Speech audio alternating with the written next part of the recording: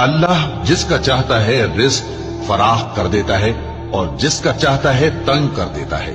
और काफिर लोग दुनिया की जिंदगी पर खुश हो रहे हैं और दुनिया की जिंदगी आखिरत के मुकाबले में बहुत थोड़ा सामान है। और काफिर कहते हैं कि इस पैगंबर पर इसके परवरदिगार की तरफ से कोई निशानी क्यों नाजिल नहीं हुई।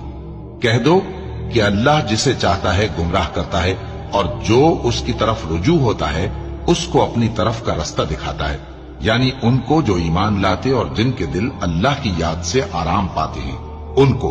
और सुन रखो कि अल्लाह की याद से ही दिल आराम पाते हैं। जो लोग ईमान लाए और अमल नेक किए उनके लिए खुशहाली और उम्दा ठिकाना है।